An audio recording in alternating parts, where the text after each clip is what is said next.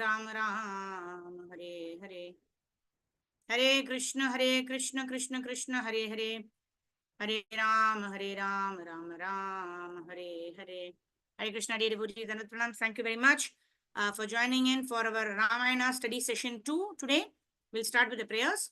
Om Ajnana Timirandasya Jnananjana Shalakaya Chakshurunmilitam Yena Tasmai Shri Gurave Namaha.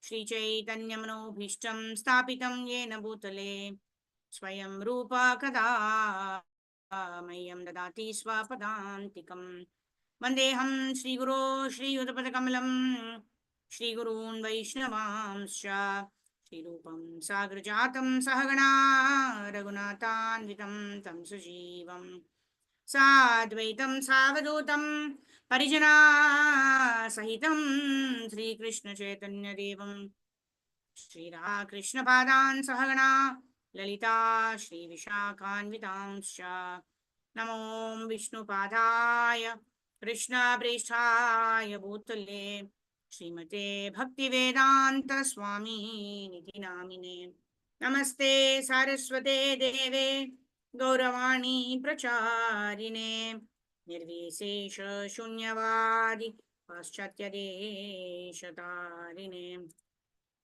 Namo Mahavadanyaya Krishna Prema Pradhayate Krishnaya Krishna Chaitanya Namni Gaura Dushe Namaha Panchatattvatmakam Krishnam Bhaktarupa Swarupakam Bhaktavataram Bhaktakyam Namami Bhakta Shaktikam He Krishna Karuna Sindho Dinabandho Jagatpate Gopesha Gopika Kanta Radha Kanta Namostute Taptakanchana Gaurangi Radhe Vrindavaneshwari Shabhanu Sute Devi Pranamami Haripriye Vancha Kalpatarubhyascha Kripa Sindhu Vevacha Patitanam Pavanebhyo Vaishnavebhyo Namo Namaha Jai Shri Krishna Chaitanya Prabhu Nityananda Shri Advaita Gadadhara Shri Vasadi Gaura Bhakta Vrinda Hare Krishna, Krishna Krishna, Hare Hare, Hare Rama, Rama Rama, Hare Hare, Hare Krishna, Krishna Krishna, Hare Hare, Hare Rama, Rama Rama, Hare Hare, Hare Krishna,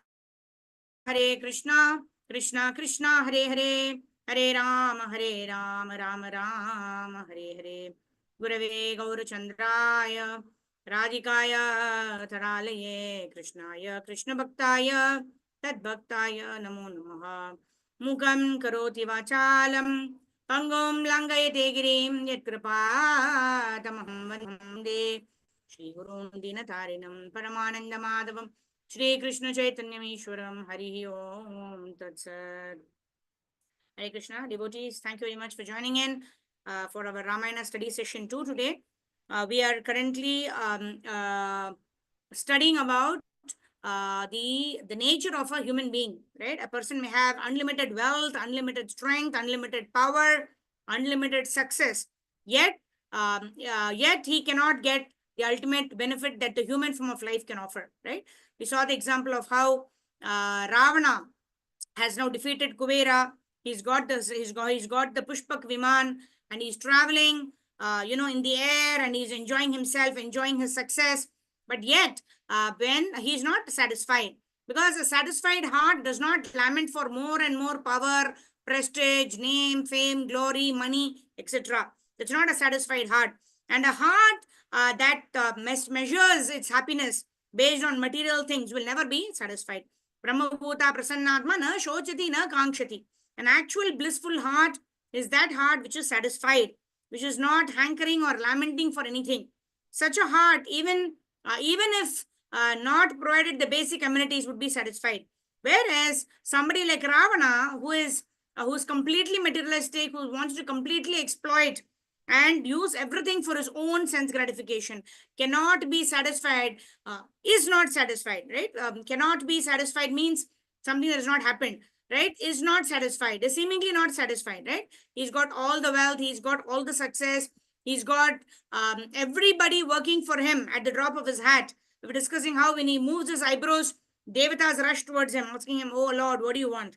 Right? Such a person, he is being cursed by a lady, right? Vedavati is cursing him because he's just trying to exploit her, use her for his sense gratification, right? So, and you also see that such a person is can do anything for his own sense gratification, can to protect oneself, he can cross everything, he can cross all dharma for his own sense gratification, do anything. He does not mind even breaking the regulative principles, right? Ravana is known for his lustful attitude. So where is the question of following regulative principles, right? Although he is endowed with a lot of power and wealth and money and success, what does he do? He's trapped under the mountain, right? And what is he being advised? He's advised to pray to Lord Shiva. So what does he do? Immediately he starts praying to Lord Shiva, right? For his own sense gratification. Even after being insulted by Nandi, right? He does not introspect to see what is wrong with him. But why is it getting caught in such situations where he always has to yeah, get out of troublesome situations, right? If you're always getting into trouble, we introspect. Okay, where am I going wrong? What should I change in myself? I don't land myself in such situations all the time. But what is he doing? He simply wants to get out of my present trouble. So what is it that I have to do? I have to worship Lord Shiva. So immediately he starts worshipping Lord Shiva. So let's see what is happening here. We continue to read from where we left off. Let me share my screen and the devotees can raise your hands. And then we continue reading from, why, how does our Ravana worship our Lord Shiva and what happens after that. Okay, now he's trapped under the mountain, right? And now he does not understand what he needs to do. And he is advised to worship Lord Shiva. So let's see what he does. Okay, Karpaguli Mataji, go ahead. Hare Krishna. Am I audible, Mataji? Yes, Mataji. Ravana, who had made a study of all the scriptures, began reciting hymns from the Samaveda in glorification of Shiva. And even after 100 years had passed, the Rakshasa still remained trapped. Although in great pain, he continued offering prayers to Shiva. Finally, Shiva relented and relieved Ravana of the pressure. He appeared before the demon and spoke kindly. O ten-headed one, your prayers have pleased me. Do not be so rash again. Leave now and go wherever you like. Ravana bowed to the god and who stood holding the famous trident. The crescent moon shone from his head, and a large serpent was coiled around his blue neck. He gazed at Ravana with his three eyes, and as the demon folded his palm to address him, "My lord, if you are actually pleased with me, then please give me your weapon." Thank you, Stolak Mataji. Mataji? Shiva, shall I continue, Mataji? Yeah, go ahead. Shiva smiled. Shiva smiled. Ravana's lust for battle would have proved to be his destruction for long, saying, "So be it." Shiva raised his arm in benediction and immediately vanished with that from that spot. Ravana felt that the mantras for evoking Shiva's powerful Pasupata weapon appear within his mind. He smiled. Who could resist such power? Even he had been unable to overcome Shiva. The great deity was surely worthy of his worship. Ravana mounted the Pushpaka, which had waited in the sky all the time he was trapped. Being unable to proceed further to the north, he turned back southwards, still accompanied by his numerous Rakshasa forces. As he moved across the earth seeking further martial engagement, he came upon the city of Ayodhya. This was the capital of the world of humans. The emperor of the earth dwelt there, and Ravana considered him as fit for a fight. If he conquered this king, then the whole earth would be subjugated. Ravana had little interest in human affairs. The Rakshasas were a superior race of beings, more on a level with the gods, but the demon wanted to establish his supremacy over all beings. His army of Rakshasas surrounded the city, challenging the emperor to battle. A fierce fight ensued between the two armies of Rama and the Ayodhya king Aran, Anaranya. Then tens of thousands of chariots and elephants came into the battlefield along with the hundreds of thousands of foot soldiers. Showers of arrows like swarms of black bees fell upon the demons. Anaranya's army threw lances, darts, and steel bullets from the iron masses of by the million. They stepped towards the enemy, shouting courageously with their weapons raised. Ravana's forces used sorcery to appear and disappear at will, flying in the sky and hurled down rocks and sharp weapons. The king's army replied with showers of swift and deadly arrows, using powerful catapults. Catapults, the warriors threw at the Rakshasas large iron darts, which whistled through the air. But Anaranya's fighters could not easily engage with the elusive demons. Although they rushed forward, slashing at the enemy with their blue steel swords, the soldiers found themselves cleaving the air as the Rakshasas rose into the air. The Rakshasas who towered over their human foes would then suddenly descend behind the soldiers, cutting them down with razor-sharp smitas. Gradually, the demon overpowered the king's army. The battlefield became strewn with the mangled bodies of Anaranya's troops. The blood flowed in waves from upon the ground. Kids rolled on the earth with their golden wings flashing and their teeth clenched in fury. Large and well-muscled arms still clutching the board swords and lances. The allies were severed amidst the entrails of slain warriors. The demons sent up great shouts as they hackled down the king's army. Anaranya himself exhibited great prowess. He knew the secrets of the celestial weapons, and invoking those divine missiles, he killed innumerable Rakshasas. When the demons hid using their sorcery, he released the Shabda weapon of the sound, which found them wherever they were. As hordes of Rakshasas rushed at the emperor, he let go the wind weapon, which lifted the demons and hurled them far away. Anaranya was difficult to looked upon as he stood in his chariot, releasing his weapons. They fell upon the Rakshasa forces like blazing meteors. But the demons far outnumbered the humans. Although he hard pressed by the king, the Rakshasas responded with more and more sorcery, vanishing into the sky and entering the earth. Eventually, Ravana's force completely annihilated their enemies, and Anaranya stood alone against the demons. Seeing all this was, thank you, Mother. Thank you, Mother. Wonderful. Thank you. So here we see that Ravana is very, very powerful, right? This king of Ayodhya, he with all his troops also could not defeat Ravana, right? It seems like because he's got this powers of disappearing and appearing at a different place and everything, right? Even when the fight was between Rama and Ravana, every time Rama used to cut Ravana's head, another head used to appear immediately. And then Lord Ram understood that, I have to pierce him in his heart, right? The more his number of heads are cut out, the more heads he will grow.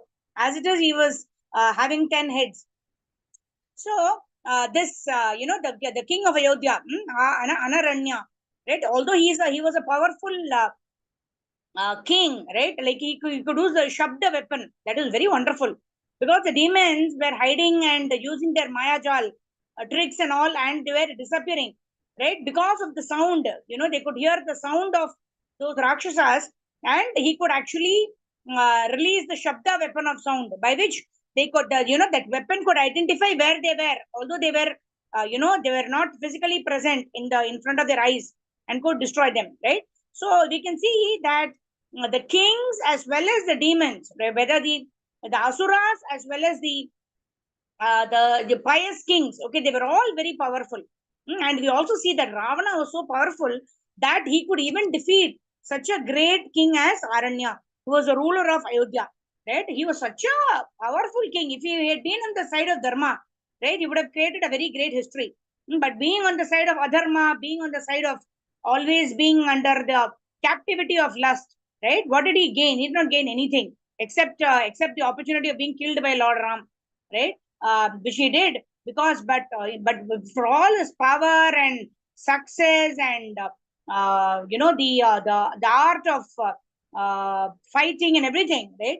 If he just had the right consciousness, he would have really created history, right? But he created the wrong kind of history, which means he's telling us what we should avoid, right? In spite of having everything, if you don't have that one, right, all of our good health, wealth, power, prosperity, success, maybe all zeros. But as long as you don't have Krishna, who is the one, all the zeros are no value. There are zero, right? But if you have the one in front, then all the number of zeros will actually acquire value. 1, 10, 100, 1,000, 10,000, 1 million, 10 lakhs or whatever, as it goes on. 1 crore, 10 crores, etc. Right? All of it gets its value only when we add Krishna in our life. Otherwise, our life is a shunya. Our life is a zero. Just like Ravana's life is. Right? The more as he's acquired wealth, etc., he's not having any satisfaction. Again and again, he's looking for more kingdoms to conquer, more women to exploit, more wealth to acquire, etc. So life is never satisfied for a person who wants more and more material benefits, who thinks his life is simply materialistic accomplishments. Okay, let's see that, Prabhu, and then Sarvagopeshwari Mataji, and then Sindhu Mataji can read. Others who want to read can raise your hands. Yes. Hare Krishna. Dandot Pranam Mataji. Pranam. Hare Krishna. Seeing all his forces consumed like so many months entering a fire, the emperor became infuriated. He went towards Ravana, who had stood by in a war chariot as a Rakshasa fought with the soldiers. Ananya took up his great bow and let loose 800 fierce arrows, which sped like a flames of fire towards Ravana. By the incarnation of Anaranya, those arrows were imbued with the power of thunderbolts. The king fired them so swiftly that they flew in a long line, almost end to end. They struck Ravana furiously on the head of the chest, surrounding like a clap of thunder. But the demon did not flinch in the least. Angered by the king's sudden attack, Ravana took up the terrible-looking man. He whirled in about his head with such a force that he glowed bright orange and threw off tongues of fire. He flew with the speed of the tempest towards the emperor and struck him great blow on the forehead. The king fell from his chariot and lay bleeding on the ground. The Rakshasa began laughing and deriding the fallen monarch.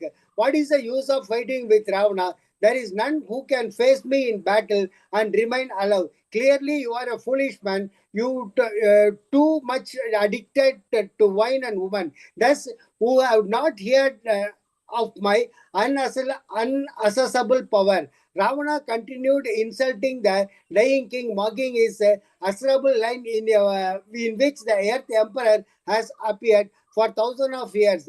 Ananya looked up at the demon with eyes and red from anger, gasping the breath as his life slipped away. He spoke with difficulty. I have not been killed by you, O wise Ravana. Death is certain and come to all being according to their destiny. None can be killed before their fate decrees, nor can anyone be saved when their time has arrived. That I am thus killed by you. I am thus killed by my own fate. Do not indulge in self-surprise.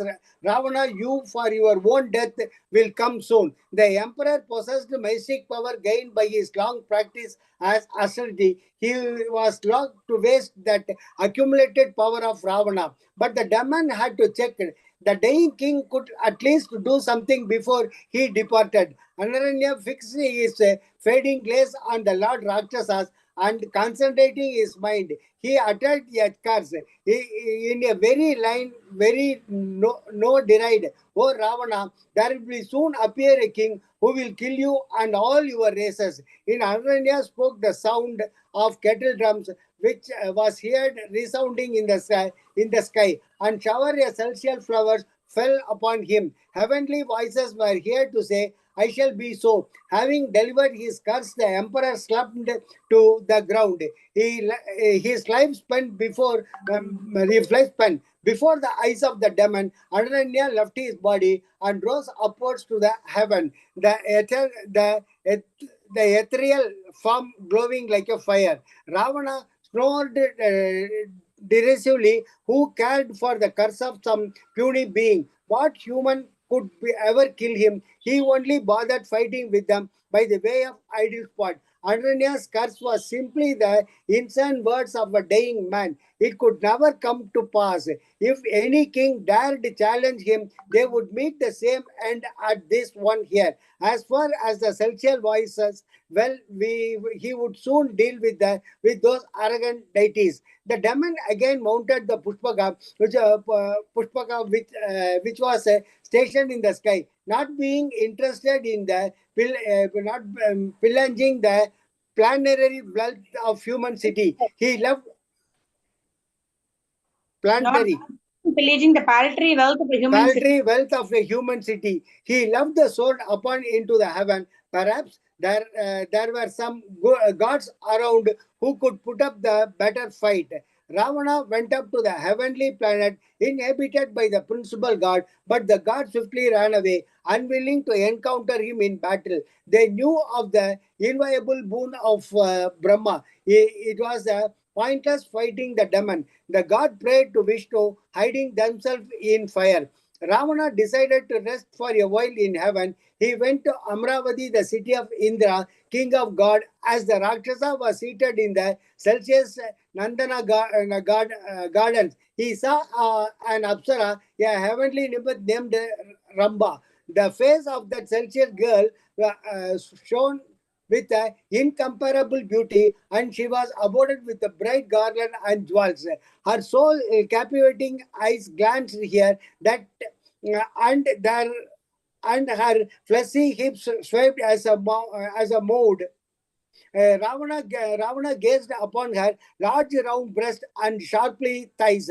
Her hands, soft like rose petals, pulled her shining blue dress tighten around her body as she saw the demon staring at her. Ravana assumed a golden form of a great splendor, concealing his terrible ten-headed body. He spanked the feet and quickly went over to Ramba, immediately taking her by the hand. Completely overcome by lust, he smiled at the Celsius girl. Where do you go and whose are you, lovely lady? He asked, who will today enjoy the nectar of your soft red lips? Who will be blessed by the touch of your tender breast? Which fortunate man will be tightly embraced by you, his mind completely captured by the carnal delights? Ravana was not at all concerned whether she was married or not. He had stolen wives of God, Gandharvas, and demon everywhere, taking them to Lanka to join Aram. The Rakshasa was accustomed to having his way and spoke only in attempt to win over Ramba. He praised her divine beauty and told her of his own power and glory. What woman would refuse opportunity to become the consort of mighty Ravana? But the beautiful girl did not reciprocate his advances. She pulled away from him, her bright black bracelets falling to the ground as she wrested herself from Ravana's grasp. Folding her palms and looking down, she addressed the Rakshasas reproachfully. Please do not speak in this way. I am so good as your daughter, and I therefore deserve to be protected by you. Oh Ravana, indeed, I am the wedded wife of another. Ramba told him she was Thank a you, married of Hare Krishna. Dandot Pranam Mataji. Pranam, Prabhu. So, Hare Krishna. nature of Ravana, right? He does not care about other people's consent or anything. So, what does he have to do? Whomever he sees, he thinks that it is an object of his sense gratification. So, let me go and do whatever I want, right? Not considering, and not only did he use things, but he also used people for his own sense gratification. Whether it was Vedavati, whether it is Ramba, right? Ramba, Urvashi, and all of them are Apsaras who are in the heavenly planets, right? Of course, they are said to be much more beautiful than the ladies of this material world, right? And we also see here that Ravana is not concerned whether it is Bur, Swaha, whether it is the heavenly planets or in the earthly planets. He has eyes only for sense gratification. With the eyes, he wants to see beautiful things. With his hands, he wants to touch beautiful things, etc. Without understanding what is dharma, what is adharma. And it is not that he is uneducated in the study of the Vedas. He doesn't know. No, because so much of austerities performed, he knows everything. But yet, what does he do? He does not have the right wisdom. He does not have the right application of the knowledge that he has learned. He studied the Vedas. He is a Brahmana by birth, right? He knows everything, but he does not know the application. Why? Because he wants to compete with God. He wants to kill God. And why would Lord reveal everything, anything to him? Right? Sarvasya chaham hrisannivisto mata smriti jnanam apohanam cha. So Krishna only gives us the knowledge. Krishna only gives us the forgetfulness. And Krishna only gives us mata smriti jnanam apo. Krishna gives knowledge, remembrance, and forgetfulness. Right? And obviously, Ravana does not have any of them. He remembers all the wrong things. He forgets all the essential principles of the human form of life. And he has no, although he is supposed to be knowledgeable, but he's extreme, his acts are all extremely foolish because he does not have the right application of knowledge. Right now, he is approaching Ramba, who is the wife of Nalakvera. We remember Nalakvera and Manigriva. They themselves were intoxicated and they were punished by Narada. And then they went and they were cursed to become trees in the courtyard of Nanda Maharaj, and Krishna delivered, right? And that Nalakuvera later on got married to Ramba, looks like. Okay. So I mean, anywhere and everywhere, when people behave in an intoxicated way, not adhering to the principles of Dharma, you're always punished, right? Whether it is Nalakuvera, the son of Kuvera, the Nalakuvera, or Manikriva, the sons of Kuvera, or whether it is Ravana, right? That's why it is mentioned that Kuvera is supposed to be the demigod of wealth, right? He's supposed to be the storekeeper of wealth, right? He's supposed to be a demigod. He's supposed to be serving the Lord in that capacity. But his own sons, if they behave in an undharmic way, right? Unrestricted sense gratification. If we are doing unrestricted sense gratification, we should be prepared. We should be prepared for the negative consequences that it will bring, for sure. Right? Just because we act ignorant of the consequences of our wrongdoings, right? It is not that it will not happen, right? Yeah, that's why they say the ignorance of law is no excuse, right? If you don't know the rules of a particular country, if you're going to a new country, you don't know the rules of the country and you drive according to Indian rules, then what happened? You will get caught and you'll be punished. And if you say, "Oh, I've just reached this morning, I don't know," then who asked you to drive, right? So ignorance of the law of any country itself is not an excuse. So what about the ignorance of the laws of the Lord? Right? We are supposed to follow certain dharmic principles. Right? When we are as a human being, we are responsible for our actions and we will definitely get reactions to the actions that we perform, whether it is pious activities or whether it is impious activities like Ravana is doing. Right? Of course, we all know what is the end that Ravana got into. So as devotees, we don't want to do pious acts and impious acts. Right? We study the scriptures not only to understand what is right, what is wrong, but also to understand how do we transcend the three modes of material nature. How do we transcend this action and reaction mode and get into performing karma. That means activities which are for the pleasure of the Lord, that will not bind us to this material world, that will not continuously give us reactions, whether positive or negative. So that is the desire of a devotee. Because he acts on behalf of the Lord, he is not tied down to this material world because of his pious activities or impious activities. Okay, let's see what is happening to Ravana here. Now he is proposing to Ramba, who happens to be the wife of Nalakuvera. Okay, so Ramba told him, who's reading now? Sarvagopi Shri Mataji, and then Sindhu Mataji, and then Savita Mataji. Yes. Go ahead. Hare Krishna. Hare Krishna. Ramba told him she was married to God Nalakuvara, who was the son of Kuvera, Ravana's own brother. She was thus related to Ravana, and he should not make amorous advances toward her. Ravana laughed loudly. He had no regard whatsoever for any moral purports. He moved towards Ramba, who ran behind a golden bush. Ravana pursued her, pulling off his red silk robe and revealing his immense lustrous body. The maiden tried to evade him, dodging here and there with her garland and necklace swinging, but it was useless. Taking hold of Ramba, the Rakshasa forcibly laid her across a nearby rock. He snatched her of her garment and began ravishing her. His eyes expanded in delight. Ramba cried out for help, but seeing the fierce Rakshasa, no one dared to intervene. The demon's powerful hands pinned the white arms of the maiden against the rock. Her dark hair fell in a disarray. Its golden claps and flowers dislodged. Ravana violently molested her in front of his demon followers. Although she begged him to desist, the Rakshasa took that struggling heavenly girl against her desire. After Ravana had sated his lust, he stood up, fastening his waistcloth, shedding tears. Ramba backed away from the demon and fled. Her clothes torn and her garlands crushed, she went before her husband. When he saw her in that condition, Nalakura became infuriated. But when he heard it was Ravana who had raped her, he felt helpless. The demon had already defeated Nalakura's powerful father, who was supported by innumerable Yaksha warriors. There was no possibility of facing Ravana in a fight. Nalakura considered the situation carefully. Although he could not fight the demon, he could at least curse him as a result of his evil act. The righteous curse of the gods invoked the infallible power of Vishnu.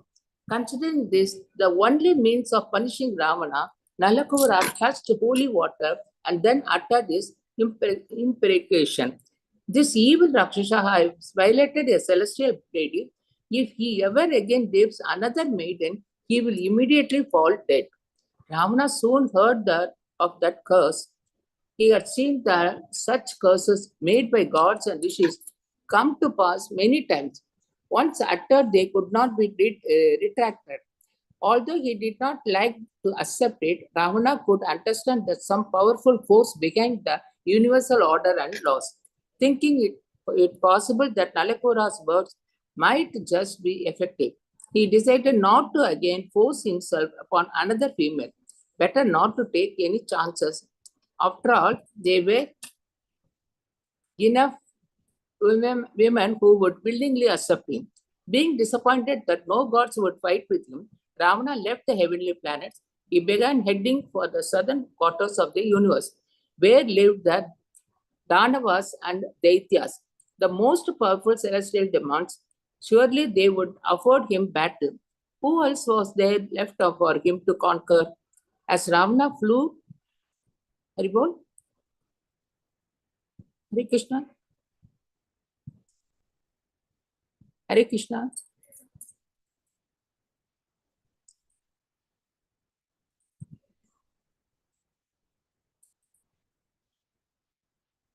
Hare Krishna.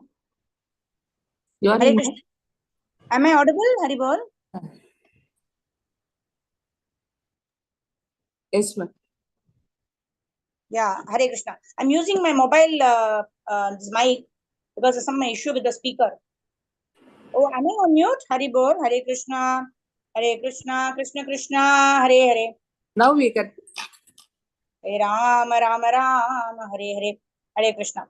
Right. So we see how Ravana was, such a brute kind of a person, and this was the curse that he got actually, not at the time of Vedavati.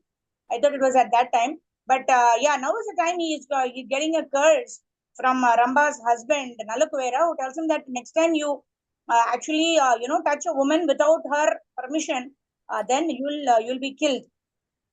And that's the reason he does not make any advances towards Sita Devi. Of course, although Maya Sita, real Sita Devi was taken by Agni and was protected until Lord Ram came. He could not make, he could not try to do any of these things with any other woman after this. And also, people are not willing to fight with him. Even the Nalakuvera, although he wanted to take a revenge against Ravana, he was so helpless. Why? Because this Ravana is so powerful. He's already defeated his father Kuvera. And then what if what will he do by going and fighting? He would only lose his life, isn't it? So he did what was best for him.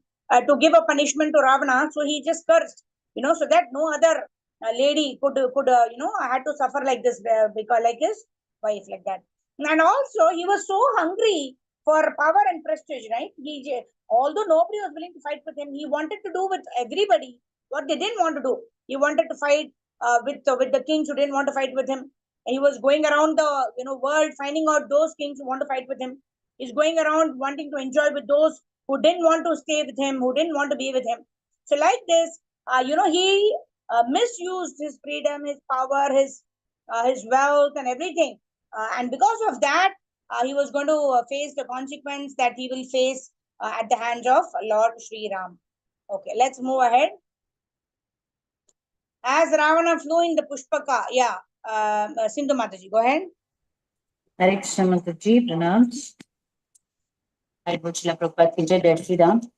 As Ravana flew in the Pushpaka, he suddenly saw ahead of him the celestial seer Narada shining brightly and holding his tambura. The seer plucked the strings gently, singing the praises of Vishnu. Ravana had met him many times before and was pleased to see him. The Rakshasa usually had little time for sages, especially devotees of Vishnu. He preferred to kill and eat them rather than speak with them. The rishis and seers generally favored the gods, but Narada was different. He would often give Ravana good advice and seemed to be his well-wisher. Ravana raised a hand in salute to the sage. The seer came before Ravana and greeted him. Narada could travel freely anywhere in the universe. It was even said that he could leave the material worlds and journey to Vaikuntha, the spiritual abode of Lord himself, which knows no decay and is free of all the suffering. Narada smiled at Ravana. His large eyes were like two shining sapphires. On his head, his coiled golden hair was held in place by a jeweled silver band. Clad in the soft skin of a black raincoat deer, Narada stood in the air in front of Ravana, who invited him onto the chariot. Sitting cross-legged on a golden seat next to the demon, the seer began to address him in gentle and pleasing tones.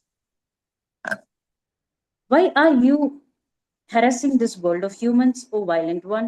It is already in the grip of death. These people do not deserve to be attacked by you, Ravana, who cannot be overcome by even the entire heavenly host united together.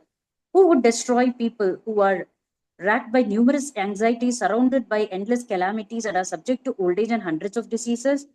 Narada told Ravana that everyone in the material world would in time go to the abode of Yamaraja, the great lord of death. There was no need for Ravana to kill them. Death conquers all. Even the gods should eventually succumb to death. If Ravana should conquer Yamaraja, the entire universe would be conquered.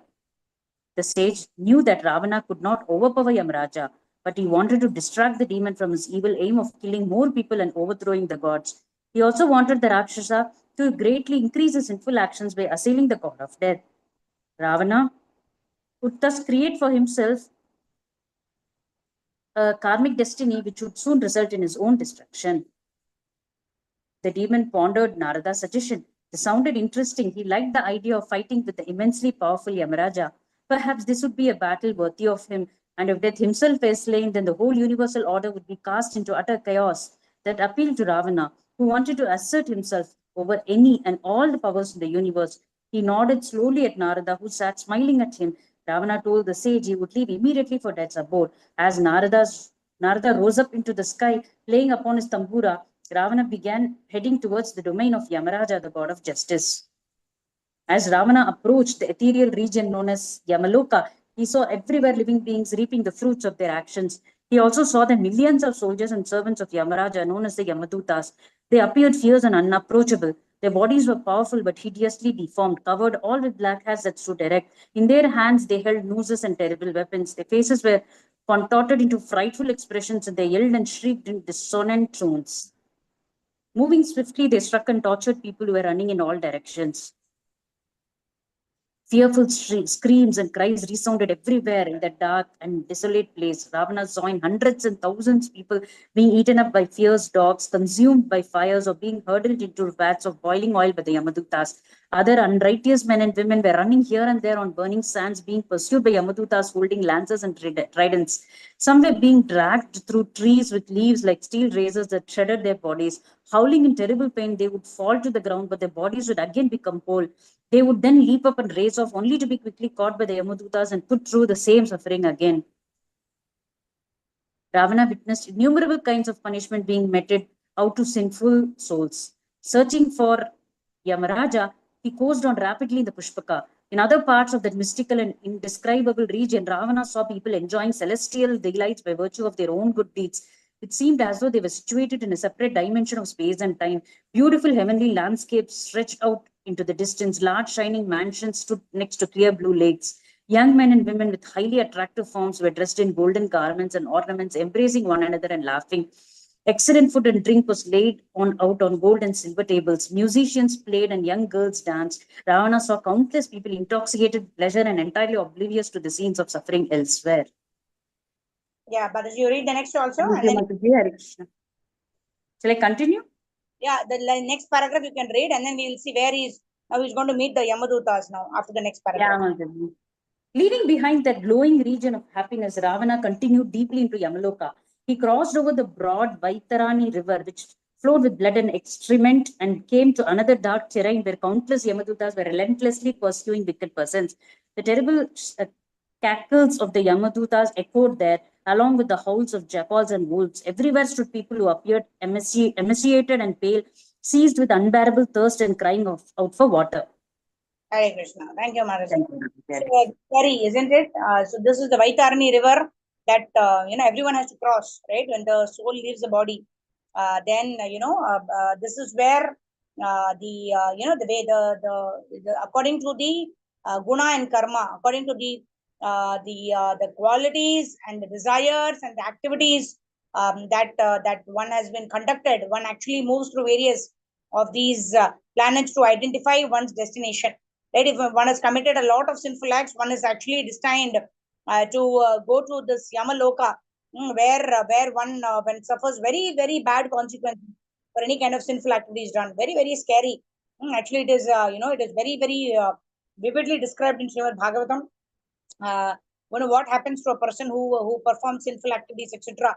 Why is it given in so much detail? And it is quite scary. It is just to desist people from performing sinful activities, right? Because this is the destination, and it's also given. One who is engages in illicit sex actually has to embrace, the hot molten form of the opposite sex, like that. So when we read it itself, it's so disgusting. And why is it given in so much detail? Is, yeah, like I mentioned, just to desist people from actually and engaging in such kind of activities which will lead them to these parts of the world, actually. Yeah, so let's see what happens now. He wants to fight with Yamaraj. Yamaraj is the god of death. Yamaraj, and he has an assistant called Chitragupta, who actually makes notes of all of our activities. And it is said that the windmills of God grind is slow but sure. Right? We'll definitely get our reactions to all of our karmic activities, and the laws of karma is also very, very, very complex to understand. Right? Some other class, devotees were asking, if we do this, then all our karmas are taken away and all that. But we cannot escape from our karmas, right? It is only with the causeless mercy of Guru and Gauranga that we can transcend the three modes of material nature. Otherwise, by our own endeavor, it is very, very difficult, because there is this putam, bijam, papam, falonmukam in different levels. Like a seed, like the reactions are about to come, like the reactions will come later on, like that. So many reactions are there in various stages, as a seed, as a in the various stages of plant, like a bud, like just about to blossom, like that. When it is like that, then it becomes very difficult. It's almost impossible for any living entity to cross over the karmic reactions and transcend the three modes of material nature by one's own accord, or by one's own intelligence and planning one's activities. It's just impossible. But then, by the causeless mercy of Guru and Gauranga, when one surrenders one's life for the pleasure of Guru and Gauranga, then automatically, very easily, one is able to cross over the three modes of material nature, like that. Okay. Descending from his chariot, now he's reached Yamaloka. Let's see what is happening next. Savita Mataji, go ahead. Hare Krishna, Dandvat Pranam. Descending from his chariot, Ravana began to beat back the Yamdutas, freeing the people they were punishing. He felt no compassion for the pain of others, but he calculated that by oppressing the Yamdutas, he would cause Yamraja to appear. As the demon freed many thousands of wretched persons from their tormentors, he was suddenly attacked by a massed force of Yamdutas. They assailed Ravan with spears, iron bars, steel clubs, spikes, javelins, and maces. They rose up and began demolishing the seats, daises, pillars, and houses on the Pushpak. But the indestructible chariot was immediately recreated by the power of Brahma, by whom it had first been fashioned. Ravana's Rakshas forces fought back against the Yamdutas. Millions upon millions of servants of Yamraj advanced in great waves. They rained down an unlimited number of arrows and other fierce weapons upon Ravana and his followers. The Rakshasas engaged with the Yamdutas, sending up their terrible war cries. The clash of weapons and the shouts of the warriors sounded like the roaring ocean tossed by a storm. Leaving off the other Rakshasas, the Yamdutas concentrated upon Ravana.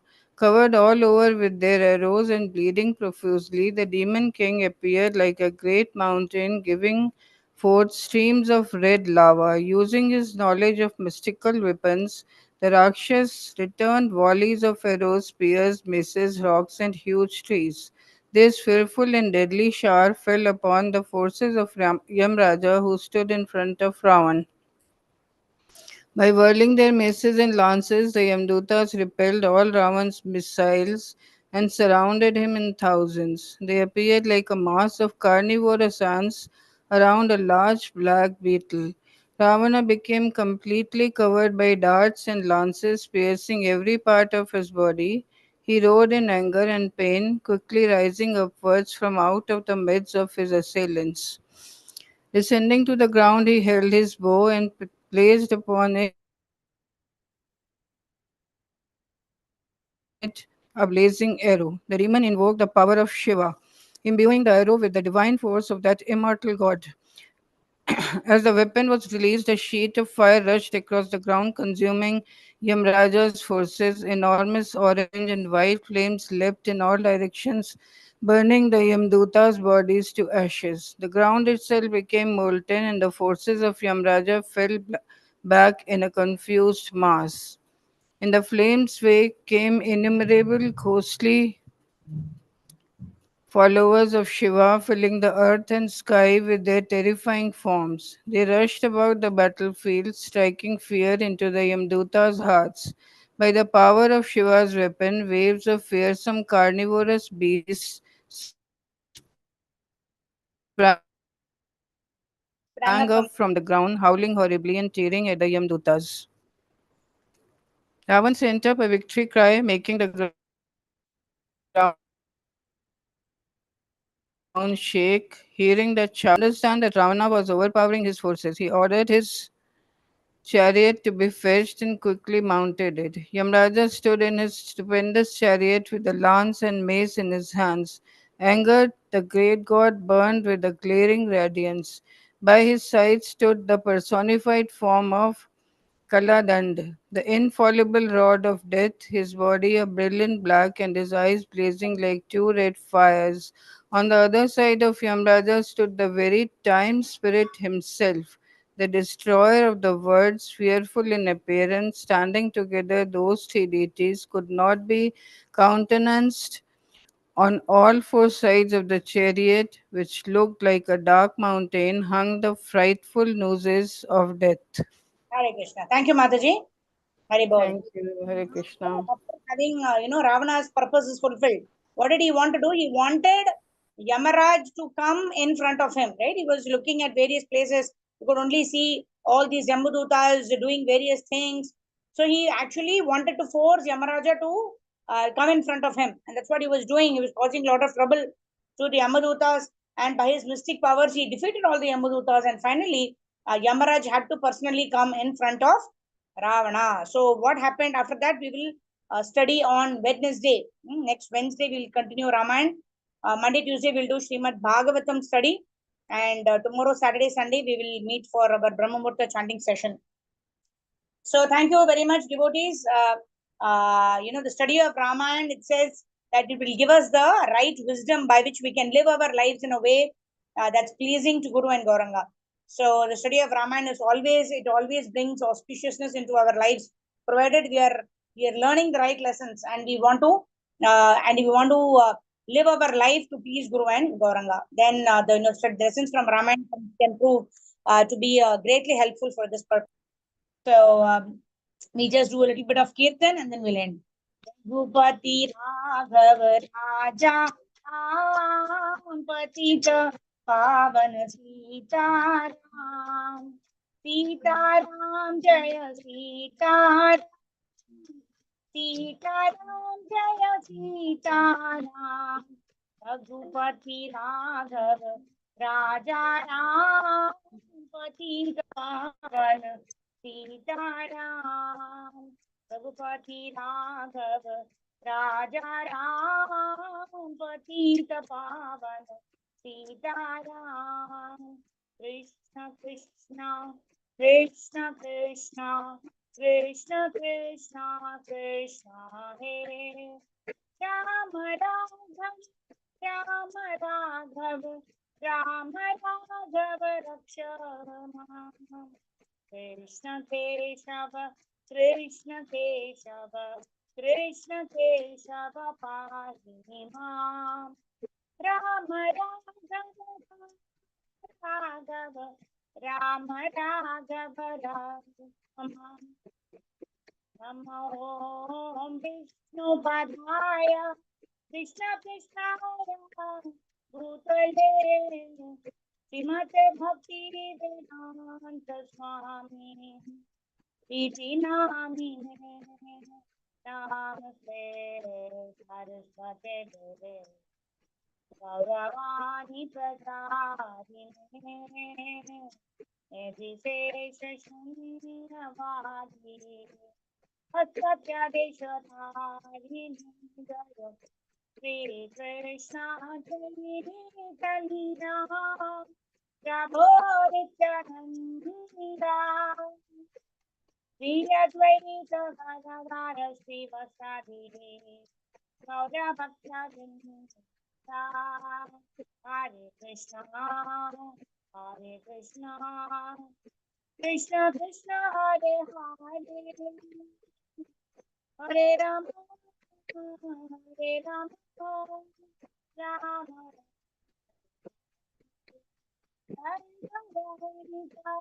Jai Jai Jagannath Jai Jai Baladev Jai Jai Subhadra Jai Jai Sundara Bala Gopal Jai Ini Vishal Jai Prabhupada Sundara Jai Goswami Jai Guru Parampara Jai Prabhupada Jai Guru Deva Sita Ram Jai Mananu Jai Radhe Shyam Jaya Sita Ram Jaya Jaya Prabhupada Prabhupada Gurudev Gurudev Hari Bol Hari Bol Hari Bol हरिनाम संकीर्तन की जय जगत गुरु श्रील प्रभुपाद श्रील गुरुदेव की जय अनंत कोटि वैष्णवा वृंद की जय निताय गौर प्रेमानंदे हरि हरि बोल Hare Krishna. So thank you devotees and pranams. So we like to thank Sindhu Mataji, Sri Prabhu, Archana, Sri Radha Mataji, Arjit Mataji, Archana, Sunil Kumar Mataji, Karpavali Mataji, Rajneesh Prabhu, Savita Mataji, Sarvagopeshwari Mataji, Nagavani Mataji for joining us for our Ramayana study session. We'll meet tomorrow morning 5 o'clock for the Brahmamurta chanting session. Vancha kalpatarubhyascha kripa sindhubhyevacha patitanam pavanebhyo vaishnavebhyo namo namaha. अनंत कोटि वैष्णव वृंद की जय जगत गुरु श्रील प्रभुपाद श्रील गुरुदेव की जय निताय गौर प्रेमानंदे हरि हरि बोल. Thank you devotees. Hare Krishna. We'll meet you all tomorrow.